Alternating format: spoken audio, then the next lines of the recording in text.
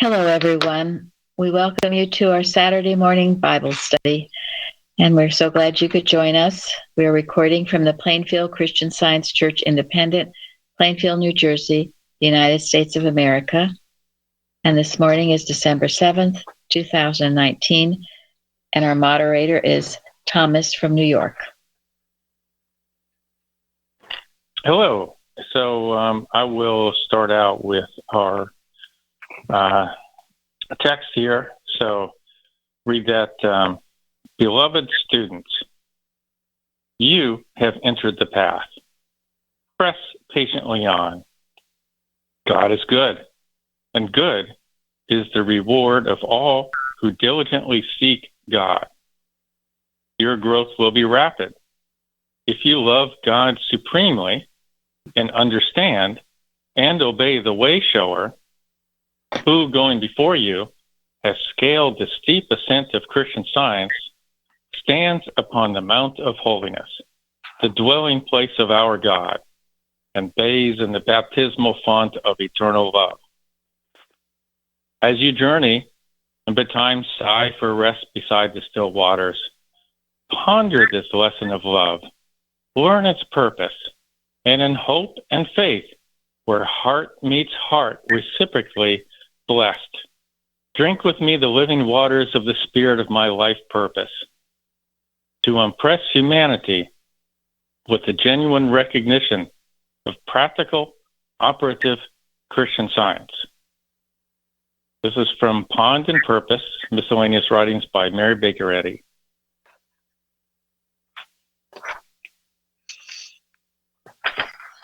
So, and then our other reading is from the Bible.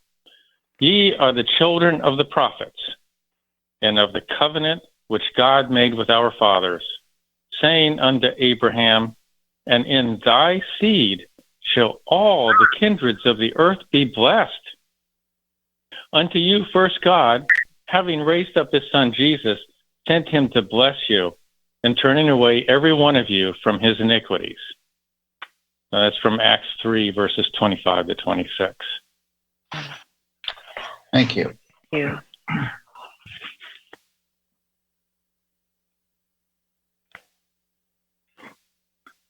Any comments on that?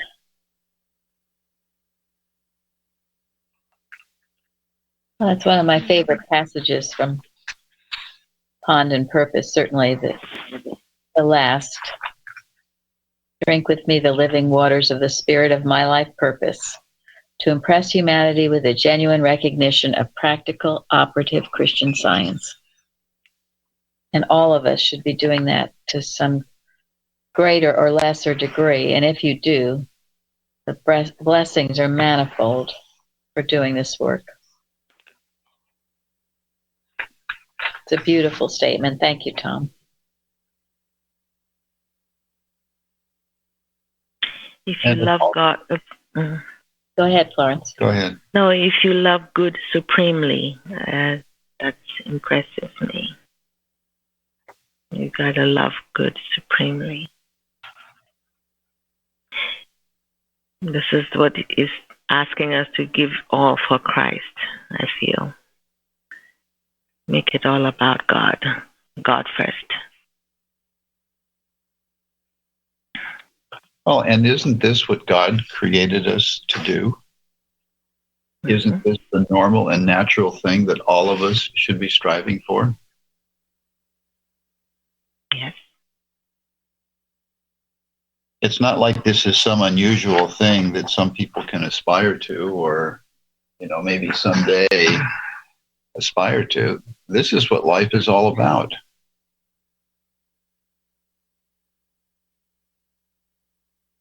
This is the way to health and happiness. Yes, purpose. It is. Yeah. Yes. Anything other than this is a dead ceremony.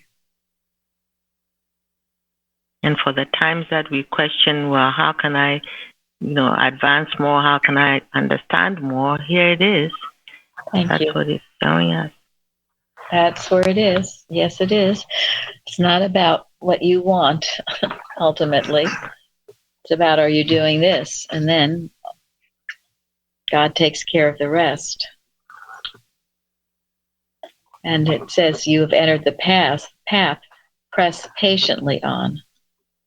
And we need that patience to keep on this path and not to first thing something comes up or you don't get your healing when you want it, you go flying off. I read about Amos that, there's no record of him having any disciples following him. He was just there doing it alone. And at least we have the church and each other and all these books and everything that help us along the way. I can only imagine if we had to do it alone, how that would be. It's a huge help. I mean, you can start thinking, well, you want to be alone. It'll be great. You don't have to deal with others, but having each other is such a blessing. And you learn so many lessons in having to deal with each other and growth in grace. And it's a good test because it requires humility to be able to deal with others. Yeah.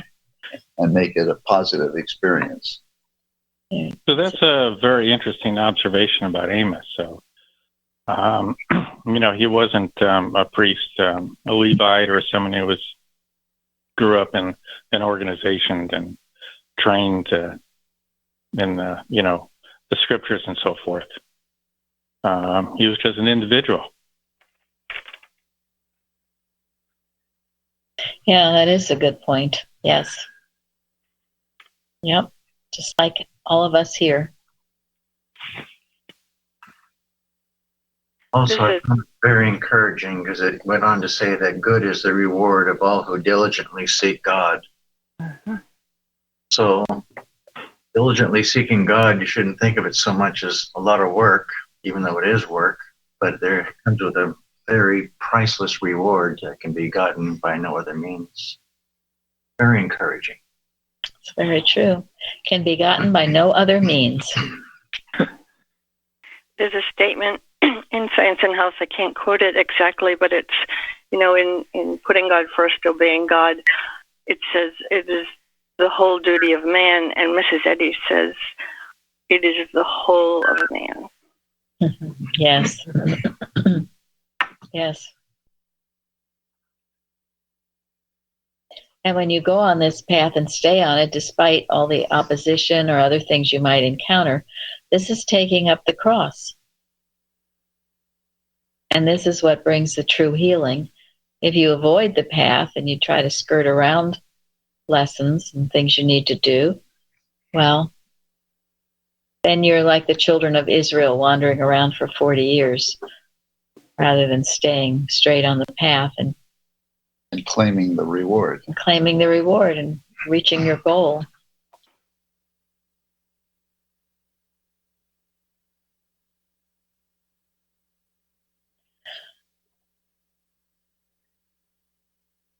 Anyone else? Well, I kind of thought about Amos is that he had to be incredibly unselfish because being a shepherd, really a lot of this bad stuff wasn't probably going to affect him. He could have stayed in the quiet fields with the sheep and let things go, but instead he faced great opposition and didn't let them take his message, and he did it unselfishly to save, I'm sure, children and lives and people and the church and for God. Thank you very much. It's a beautiful observation. I know somewhere in the writings of Mary Baker Eddy, she talks about the willingness to work alone with God and for Him. So, beautiful picture of unself-service. Yes. Now God chooses those that He sees as qualities in to give this kind of work to. He knows the heart, so. Exactly. Thank you. That's right, Florence. His heart was right to carry this message. Well, he had quite a message to carry. I'll say. Yeah, he sure did. And it's a message for all time as we're learning.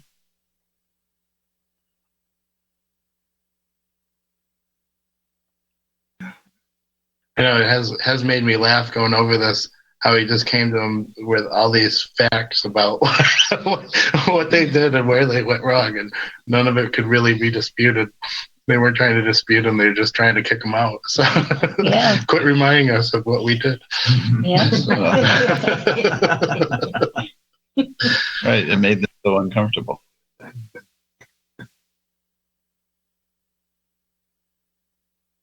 Matthew Henry says, what a blessing praying people and praying prophets are to a land. How true that is.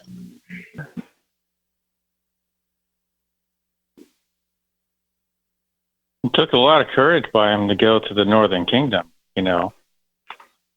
So he didn't go with an army, you know, went all by himself. Gosh, Lots of courage there.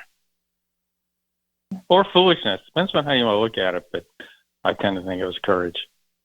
Because he knew what he was doing. That's right.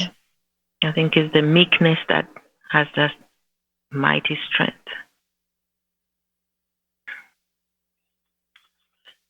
I found something rather interesting in Matthew Henry, which said that when the oppression is great, many people stay quiet because they don't want to suffer from it. What was kind of fascinating was as it went along, it said that those that are chosen and have the Word of God, in essence, can do that work. And they are afflicted, but not to the degree that somebody who doesn't have God would be afflicted. And then the other thing, though, is that I'm not so sure that just being a shepherd made anybody immune from all the oppression, because it seems like the oppressors seem to be able to find everybody and exact the toll of taxes or whatever. And that was why he had to come forward. Thank you. Yeah. Okay, so maybe we'll start into our questions. And, you know, this is part 4, so, gosh, we must be getting a lot out of Amos. At least I hope people are. I am, for sure. So I thought I would just sort of list out some takeaways I've gotten from our study of Amos, and then if people want to add to that. But, you know, I just kind of want to say, like, I've learned some things in going through Amos, and some of these takeaways are things that we're talking about today. So anyway, the first one is the total destruction of false worship and evil. So takeaway, so that, you know, anything that's evil, if there's any false worship, all that will be destroyed. Second one is, you know, is how do we conduct our lives? We had a lot of good discussions about the plumb line, okay? The third one is, what are we doing, you know, as individuals for others? And the fourth one is that God's blessing, His goodness, is for everyone, not in anyone particular. It's for everybody inclusively. And so if we remember, we had a lot of discussions about Martin Luther King and one of his favorite verses. And he quoted Amos and said, "Let justice run down like water and righteousness like a mighty stream." In a certain way, when you look at that, that encapsulates all of those takeaways. You know, if justice runs down like water, well, then all evil is destroyed, you know, and righteousness. And so that means that, you know, we're all receiving God's blessing. That's the righteous thing. So anyway, I kind of like the way Martin Luther King's quote, where he's quoting Amos, kind of encapsulates a lot of takeaways from Amos. So if anybody wants to sort of put a different view on the takeaways, or they have some other takeaways they got from Amos, you know, please jump in here.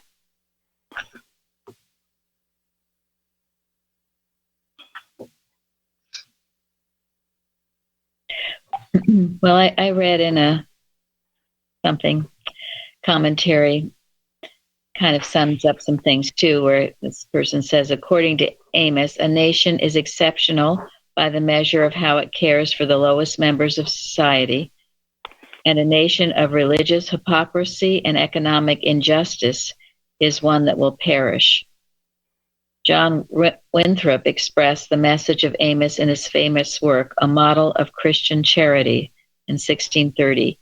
He knew that the Puritan legacy, to be a light unto the nations and a city upon a hill, the community would have to be based upon principles of justice, fairness, and regard for others, that every man afford his help to another in every want or distress.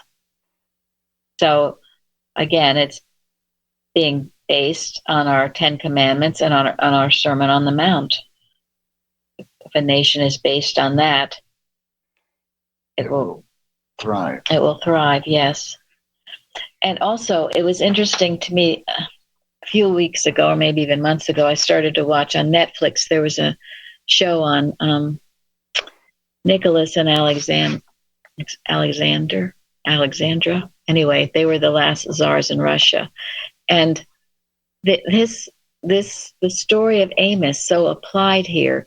I could only watch a little bit of it because it was such a horrible story in a way. But it starts out with just the opulent. Thank you, opulent palace they lived in, and just incredible. And at their coronation, all the people in Russia come around, to sort of stand around and take part in it. And they hadn't supplied enough safety guards. And 13,000 people were killed. And the king, or this Nicholas, he kept going on with the coronation. They didn't do anything. They knew that all this was going on, but they didn't do anything. They kept on with this wonderful celebration as he was being crowned king, while all these people were suffering. And you all know, I believe you all know, that the outcome of that, they were all, their 5 children, and they were all murdered, really. Horrible. Yeah, it was a horrible story, but it goes along with what Tom started out with, the laws, that if you're not obeying these laws, you will perish. And I thought, well, again, were these Bible stories taught to these people? Obviously not. Obviously not. And I think you can go back in history, more modern history, and find more examples of the lack of obedience to God's principles. And what happens? Destruction, yes. I mean, what a way to start out his reign. Yeah, he wasn't faithful in the few things, so he wasn't fit to be ruler of many, that's for sure. No. 13,000. That's a lot. That's a lot of people. Good night. Even one should have warranted stopping him. One should have. I know they kind of thought, and they said, "Oh no, we'll just keep going." So we must be mindful of the needs of others. Of the needs of others. Yes, mindful. Let us always be mindful of the needs of others. Thank you for that. It also made me think that the example of Amos all alone going to the northern kingdom and being successful, counter that with the oppressors who were taken over and carried off into captivity. Yes. Uh-huh. Yeah, Matthew Henry says their castles they thought they were safe in, and their temples were sanctuaries. These shall be laid to waste, to punish them for their idolatry and their carnal confidence. The royal family shall sink first. You see, carnal confidence. Where is your confidence? In God or in other? Or in matter. In matter, in materia medica, in millions. money, yes, big business, all of these idols that have grown. I have found on YouTube, when I'm listening to our YouTube stations, they've gotten a lot more aggressive as far as tarot cards and all that kind of thing that they advertise, and they call them spiritual advisors. Really? But the world is searching for it because there's such a need. It's innate in you to want this truth, as we talked about earlier. Gary was saying it's an innate need and want that we help others and find God. And so, but it's woe be to those who look in other places than the one God. Very grateful that this church gives freely the way that it does. Every other place, I'm sure those spiritual advisors have their hand out first. Well, that's very true. Well, and woe be to those who misrepresent who and what God is, so that it turns off our children, so that they are lost. Thank you. That's why I'm so grateful for those of you who are teaching in our Sunday school. Get the children off on the right foot, something that they can't ever lose. And, in our Saturday night work, to always be working for attraction, for everyone to find our church that needs it. And certainly for the children, because, boy, have they been bombarded that they don't need it. And satisfaction in matter, and there's other things to be doing Sunday mornings rather than Sunday school or learning about God. Yeah, and that's this missing children being educated to know God is what leads to the youth depression, and then the adult lost and looking in all different places where they'll never find the peace. Yes. From last week's lesson, it said, "Woe be unto the pastors that destroy and scatter the sheep of my pasture," saith the Lord. So just made me think of that. They're Yeah, well, be it. Away. Right. It's all on them. Yeah, I mean, and it's serious. I mean, it's seriously going on in our country today. And we should have zero tolerance for it.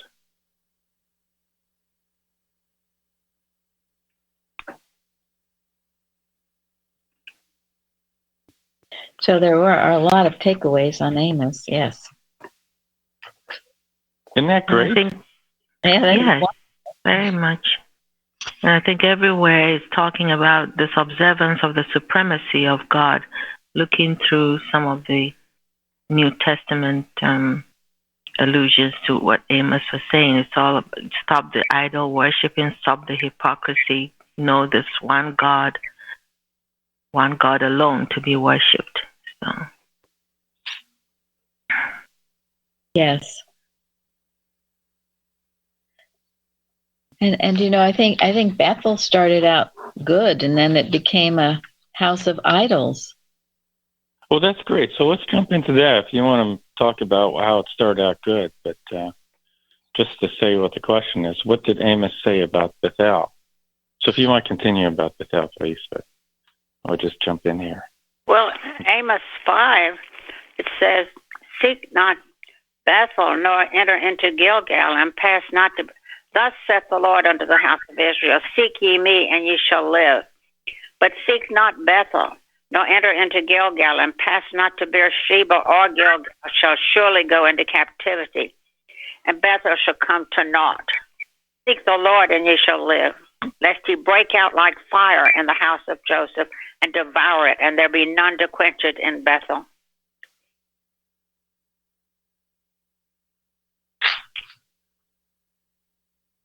Thank you. So he said, don't go there. And what was wrong with Bethel? Why did he say don't go there? They set up cows, idols. It had become corrupt and evil instead of good and helping the people. Yeah, and the king was mocking Amos, right?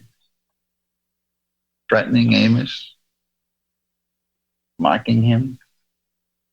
King didn't want to hear the message.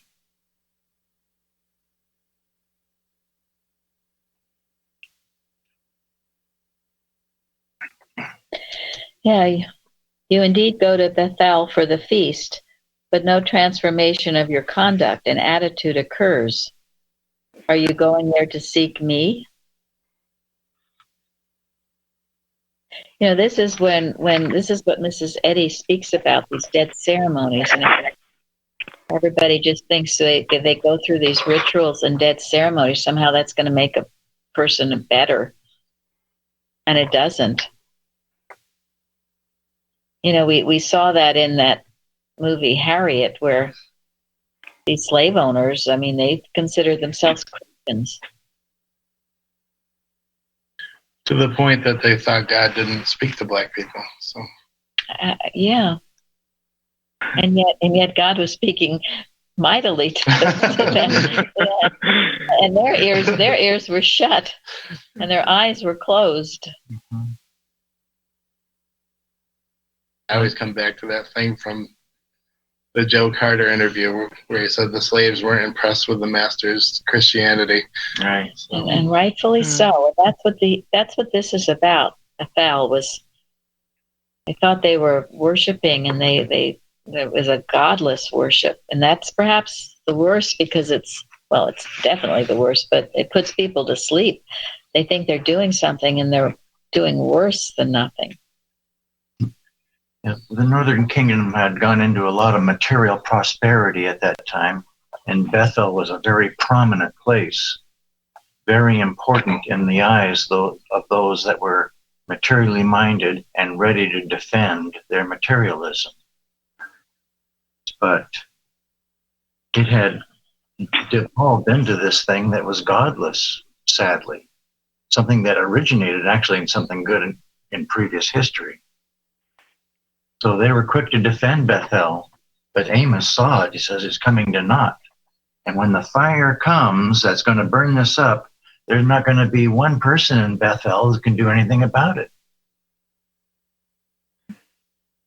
I've seen the name Bethel around a lot, so I just wanted to look what it meant. It means house of God. So that's true. So that's the fall. Yeah. So what Mary brought up is pretty interesting, because Bethel was a very special place. I mean, it's where Jacob had his dream of the ladder, and so it had a special reference for the Israelites. Okay, so. But then when the two kingdoms split and they put the golden calf there, they totally perverted it. And if you don't think this through, you know Bethel's a very special place. And now there are these golden calves there. And people might think that is, how you should be worshiping, because they took a very special place and perverted it with these false worship, Mm-hmm. So it's just kind of awareness that we need to be about everything we do in life, is what I'm saying. Thank you. Yes. Yeah, thank Yes. you. Don't defile what God has created. I have an interesting thing from Barnes. It says, this is a quote, "The God, small g, worshipped at Bethel was not the one God. To seek God there was to lose him." Yeah. Mm-hmm. And you see, this is what I believe to have happened in the Christian Science organization. Exactly. Yes. Bethel. How about Boston? Any similarities? Very special history of what happened in Boston. They changed the manual. The human mind took over. The human mind took over and perverted what had been established. And they don't even know it. So I guess, I'm sorry. No, that's all. Go ahead. I was just going to say that, so I guess that means woe be to them also. And I just hope that they wake up. I know. You know, I honestly feel now that all the churches eventually will close. We just heard recently someone new who's found our church from the area, but she had gone to the Summit Church, which is where we go if we ever need to get something from a reading room. And we thought it is a big church and everything. Well, she went more recently, and there's hardly anybody there Wednesday or Sunday. It's a wealthy community. They probably have enough money to keep it going. But we saw Westfield close. We saw Scotch Plains close, the branch churches. It's getting very few are left in New Jersey, and I wonder how many. I found this out about Summit. So in some ways it's very sad, and in other ways it's very inevitable because of the disobedience. One of the commentaries I read about the temple and the tabernacles and the changes that took place that Amos was addressing referred to the fact that very often, even in Jesus' time, they thought because the temple was there that God was then connected to it, and that's where their safety was, but it provided no safety. And of course, we know in 70 years after Jesus, the temple fell. And one of the things I read was, says, we should learn that God should not be thought of as dwelling in buildings made with hands, but rather in terms of dwelling within the church, within the body of those who truly believe in Jesus Christ. We are wrong in telling our children to hush when they enter the church building because, quote, this is God's house, which suggests to them that God lives in a building and we visit him once a week. But he goes on then to say, and to me what I took out of it and what we're learning at Plainfield is the demonstration and the understanding, and that God should be dwelling in our hearts. And then he's in the church. But it's not in the hearts, it's just empty, and then it provides you no protection when the woe comes. Thank you very much. It's good. Good. Yeah. Good explanation of this. And there's nothing intrinsically in a church. What's in your heart? Well, and that whole idea that you visit God in the church or that something in the church, all that does is add to the mystery. And thank God for Mrs. Eddy for taking the mystery out of all of this misconceptions of who and what God is. Well, the structure of truth and love is each one of us. Yes. Reflected. Yes. I remember years ago, and it helped me immensely, somebody explained to me the story in John 4 where Jesus met the Samaritan woman. And the Samaritan woman says, you Jews say you go to Jerusalem to worship God. And Jesus said it all straight. He says, you don't know what you're talking about. God is a spirit, and they that worship him in spirit and in truth, not a place. That gave me a lot of comfort years ago when I was struggling with this same thing. Yes. That is such a misconception because we see that like on Easter or these occasions, special days, so-called, is when the churches are filled here. I'm talking about, we have many churches around where we live now, and the cars everywhere, Christmas, Easter, but the rest of the time, nothing. So it says a lot, doesn't it? Mm-hmm. It's as if let's go and meet him. He's here this Sunday, but the rest of the year. And then, then the first thing that goes wrong, oh, where's God? Why did God allow this to happen? Well, where have you been?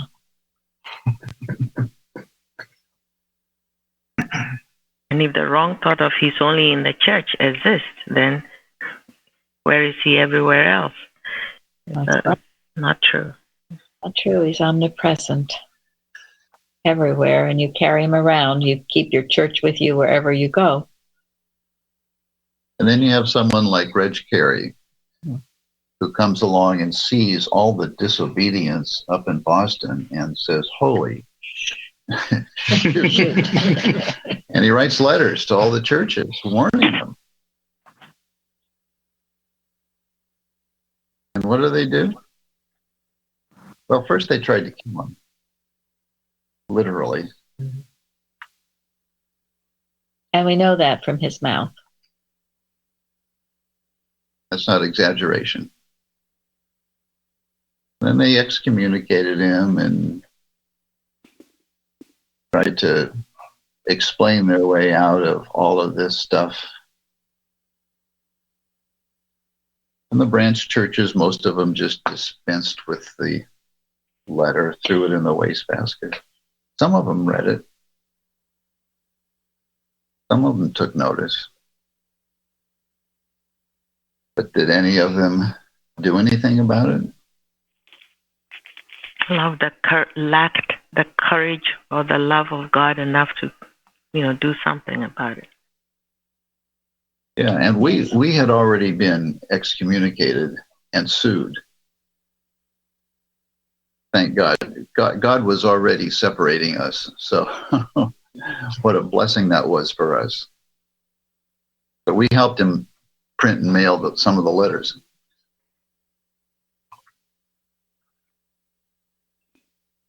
Because we were experiencing the brunt of that disobedience. And we saw it for what it was.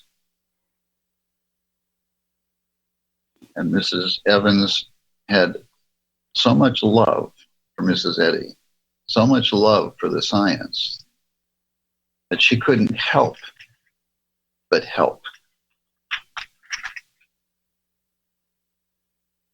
And she stood up against it all, even though it did try to destroy her as well. So, but it led us to here, and thank God. Yeah, so it was the greatest blessing. So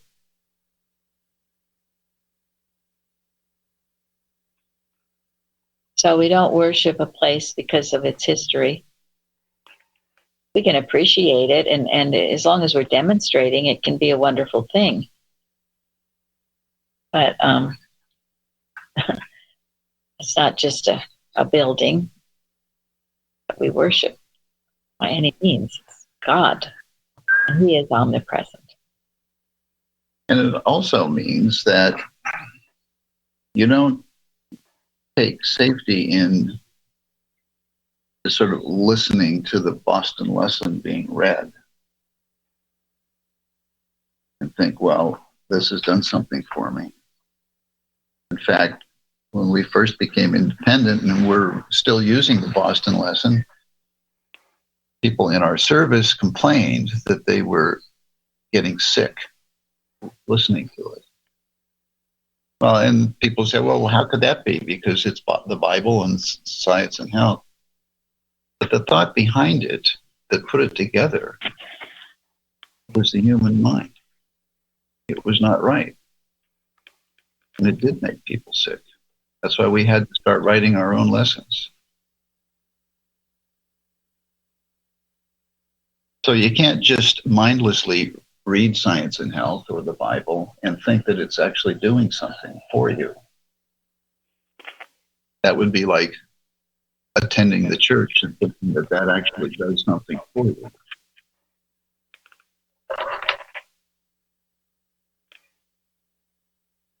That's why in our church, the readers, everyone that does anything in this church has to be demonstrating. They have to come that far along. You can't just come to this church and just jump in and think, well, you can serve necessarily. You have to be part of things. You certainly have to be reading our lesson. For most important positions, you have to be working with a practitioner, because we know that the thought behind whatever you do is extremely important. And so you can become a member, but you've got to kind of go through the ropes. We don't talk about that much, but that's what happens. It becomes very evident when someone is ready to take on a position in this church. It becomes very clear. There's like a halo over their heads because of what they've been doing and experiencing, what degree of humility they show if they've had been corrected. Are they really part of things here? It has to be that way. Otherwise, we just have anybody reading or doing, and they make a mess of it. We've seen it. Believe me, we have seen it. And not in this church anymore, but in past times. And we've also seen it in this church where someone has been given too much to do before they were ready. And they can't do it because there's a lot of opposition to this work. You have to, it's line upon line and precept upon precept. It's the way it is. It's not my opinion. It's just the way it is. Mrs. Evans used to refer to it as the ring of fire. People would get here and they would be tested. I mean, not by us, but God would test them. And if they had the humility and the love to pass their tests and to climb and overcome, they would become ready to serve in the church.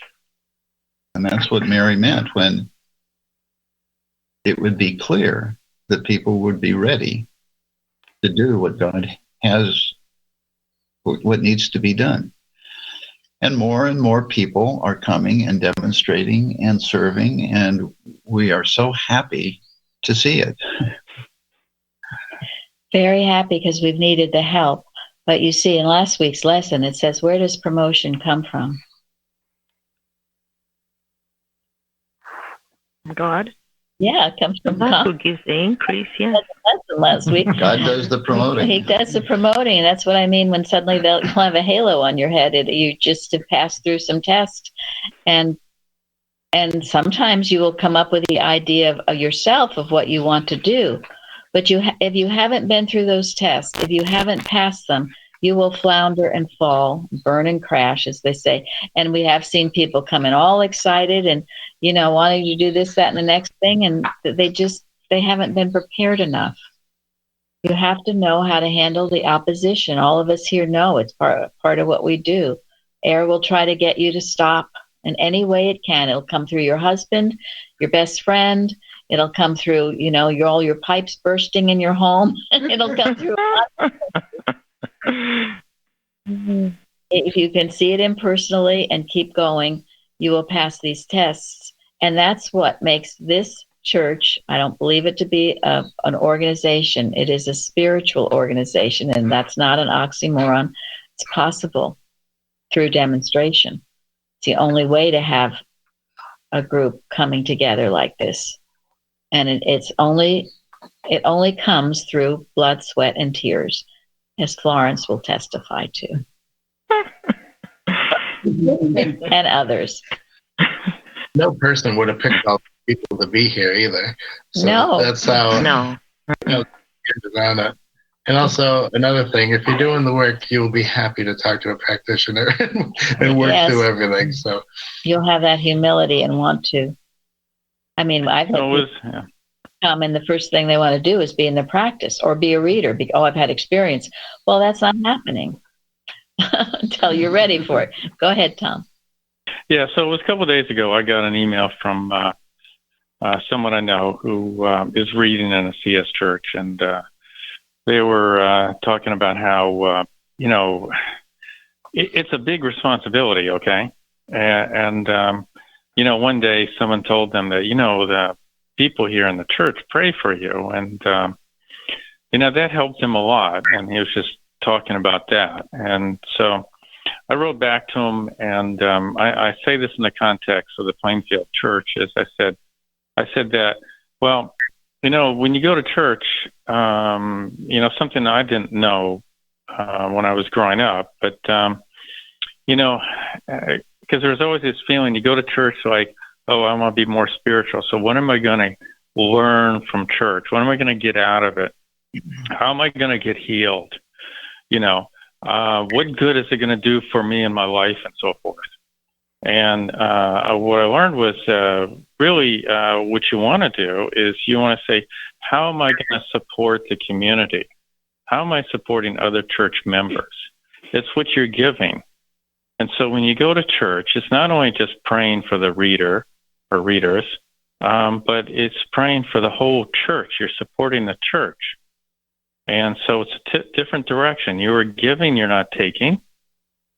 And it makes for a very, very active church when you take that approach. Absolutely. Thank you very much. And when you take that approach, when Sunday comes, you can't say, oh, I don't think I'll go today. I'm feeling fine. I don't need to go to church. You'll know you need to go to church, and it's not about you. It's about what you have to give to others, and you wouldn't possibly miss church. And that is why we like to get as many people involved as possible to be part of it. But again, it's line upon line, precept upon precept. You don't just jump into it or say, this is what I want to do. God brings it about when you're ready for it. And you'll be glad it didn't come earlier. And you will be. And then there are many who just stay on the edges forever and don't want to get too involved. And there's a place for everybody here. So, you can do that. You don't reap as many blessings when you stay on the edge, but it's your call. And that's kind of like the restoration that Amos tells us about, isn't it? Thank you. Yes. What else do you want to say about the restoration? So that's our next question. Well, Matthew Henry said, excuse me? Go ahead, Dale. Go ahead. Matthew Henry said about the restoration, the kingdom of the Messiah shall be well peopled. As the country shall be replenished, so shall the cities be. Those that were carried captive shall be brought back out of their captivity. Their enemies shall not be able to detain them, nor shall they themselves incline to settle in it. But the remnant shall return and shall build the waste cities and inhabit them, shall form themselves into Christian churches and set up pure doctrine, worship, and discipline among them, and they shall enjoy the benefit and comfort thereof. That the kingdom of the Messiah shall take such deep rooting in the world as never to be rooted out of it. That's beautiful. And that is it. Thank you. It says it well. It sure does. So when the evil is destroyed, the remnant, the good, which is infinite and immortal, rises up out of the ashes.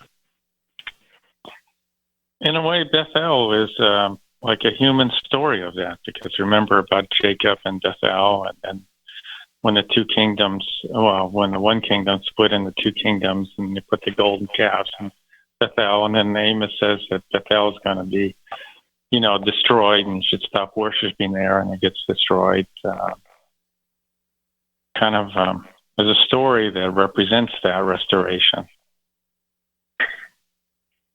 I like the part in Amos, I think it's the 9th chapter, and it says, "For lo, I will command, and I will sift the house of Israel among the nations."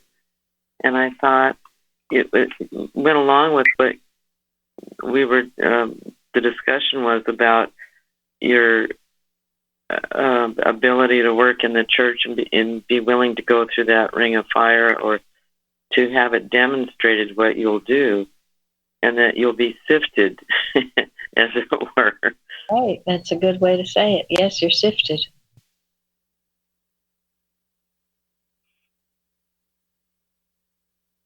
And it is a quality that's important, not the quantity. Small group of wise thinkers. And really, the tabernacle of David, I thought, really refers to the relationship that the Israelites had with God. And it's the relationship that each one of us personally has with God that gets restored. Yeah, thank you. Because it's the individuals. If that doesn't get restored, then nothing has been restored. Yeah. And that makes up a church, and that makes up a nation. Individual restoration. That's why I rejoice when I hear the testimonies, or I hear what's going on in your lives, how your homes, everything about you is being restored, transformed. In the 1828 dictionary, it says to heal is to restore to the right condition. That's beautiful. Mm-hmm. It's a beautiful thought. It's bringing to pass what already is, that has just been seen incorrectly.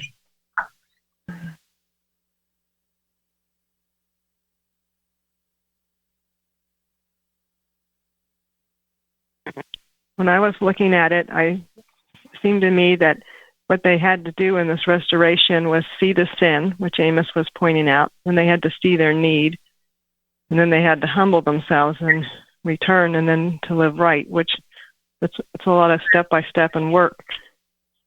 And so to me, there was a lot involved. Yes, there is. Yeah. Sometimes it can seem agonizing, but you have to do that. You have to go through it. It's burning off the dross, so the gold appears. And as each one of us does this, others in the community will find it when they're ready. And this is something that we are going to have to do as a nation too, isn't it? Individually, and then the communities, and then the nation. Exactly. And our responsibility is not to restore anybody else, but to restore ourselves. Because God does the restoring. And the Lord will restore the years that the locust hath eaten, if you let him. Anything you might have thought you've lost in the past will be restored as you do this process. And you see what we talked about at the last roundtable, the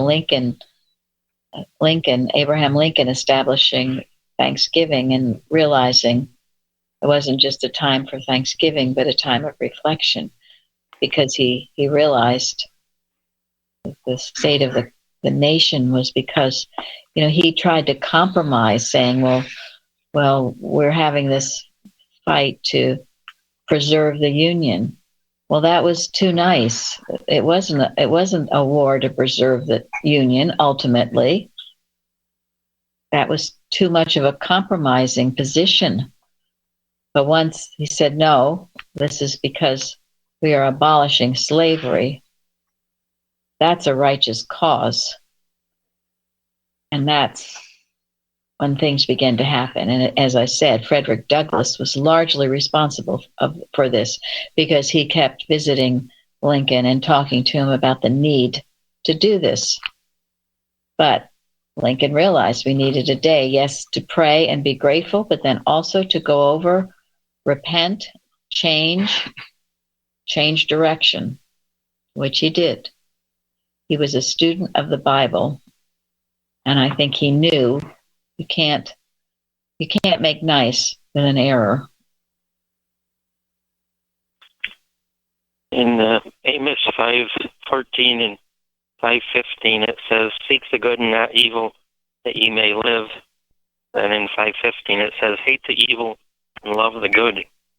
And it was rather interesting because Matthew Henry then tied that in with 5:24, which is the "But let the judgment run down as waters, and righteousness is a mighty stream."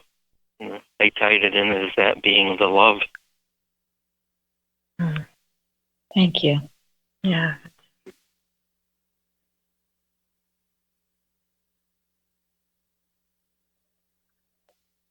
So it's wonderful what a good God we have. It doesn't matter how far off we've gone, how far we've strayed individually or as a nation. If we turn to Him, He will restore it all.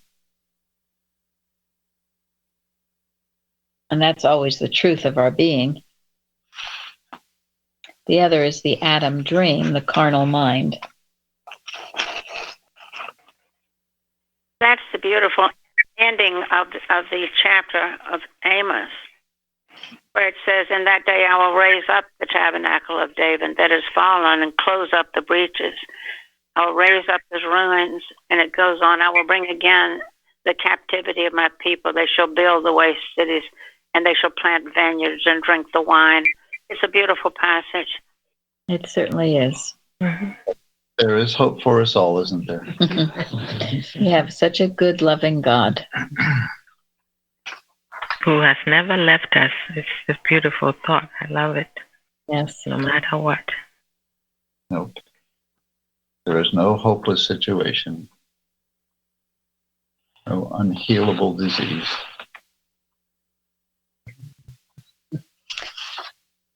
At the end it says, "And I will plant them upon their land, and they shall no more be pulled up out of their land, which I have given them, saith the Lord thy God."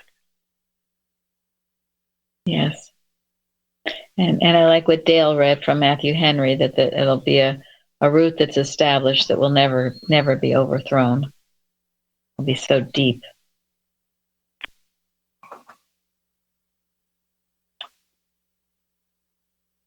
So, Tom, do we have time for one more question? Okay, so I'm not sure if we're going to be carrying this forward or not, but we'll see what we got here. But let me ask you, so who in the New Testament quoted Amos and how was it used? So let's just first take the first part of this. Like, who in the New Testament quoted Amos? Bonus points if you get both of them. I gave out the answer. There are two. If there's three, no, that'd be great if you find that, but I didn't. But anyway, who quoted Amos in the New Testament? Well, I have Stephen in Acts 7, and I have James in Acts 15. I'm sorry, what's the first one? Stephen in Acts 7. Oh, yes. And he was sent to the family of Israel. And then James in Acts 15, he was sent to the Gentiles to include them. Now, we know what happened to Stephen. And they weren't ready to accept what he was saying. And then James, he was talking to everyone and for God's plan and rebuilding the household. He quotes from Amos 9, 11 to 15. Well, you got the bonus All right, points. Shardy wins the prize. Yeah. Absolutely. Oh, yippee. That's 12 bonus points, okay? Watch out, Chardell. You might get a halo over your head. No, I don't want to get in trouble. Well, it's interesting that Stephen mentioned the tabernacle of Moloch, which we talked about in one of our earlier Amos discussions, you know. Mm-hmm. But Stephen talked about that. Stephen really let him have it in his final speech. Yeah. Yeah, and you see what that brought on him. While James, he was more talking about the restoration, right? So they were more inclined to hear that.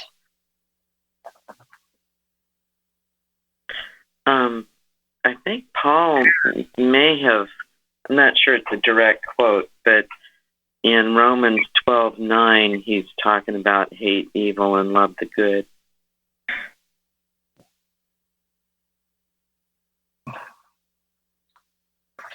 Yeah, I read there are a lot of other allusions alluding to Amos, but not exactly quoting Amos in the New Testament. Go ahead, Florence, were you want to say something? No, the same thing. I saw the Second Corinthians and so many different places where Amos is alluded to. Well, in a way, So, you could think Christ's coming as the restoration, right? right.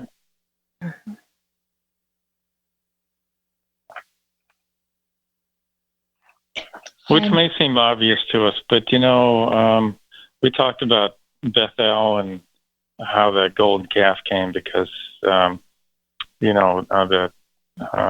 kingdom split into two kingdoms and so forth. So a lot of the Jews were looking to the new righteous kingdom to be, just David's kingdom again, which is focused on the Jews. But James was talking about that, this kingdom is a righteous kingdom for everyone. Mm-hmm. Yep. So I read something in Matthew Henry when he was writing about Stephen, because he says, Stephen upbraids the Jews with the idolatry of their fathers and so forth. And then Matthew Henry writes in here, the whole world is God's temple in which he is everywhere present and fills it with his glory.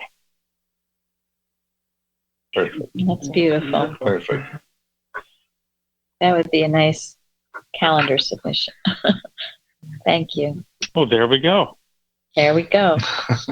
This is Mrs. Eddy's 379 Science and Health. The real jurisdiction of the world is in mind, controlling every effect and recognizing all causation as vested in divine mind, and saying the same thing. Thank you.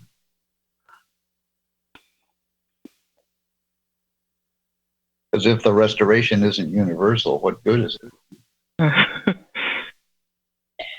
And remember, it's all within us. The kingdom of heaven is within us, and we can bring all this to pass by our purity of thought, spiritualization of thought, and seeing as God sees, which is his perfect creation right here and right now.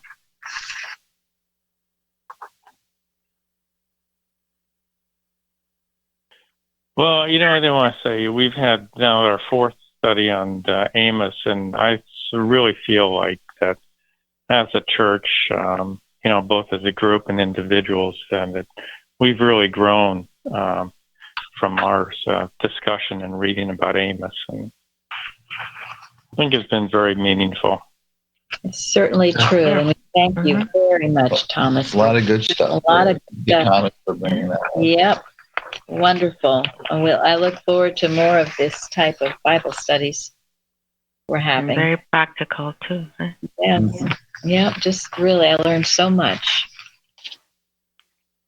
Thank you very much. Thank you. Thank you, Thomas. Thank you, Tom. Thank you. Thank you very much. You.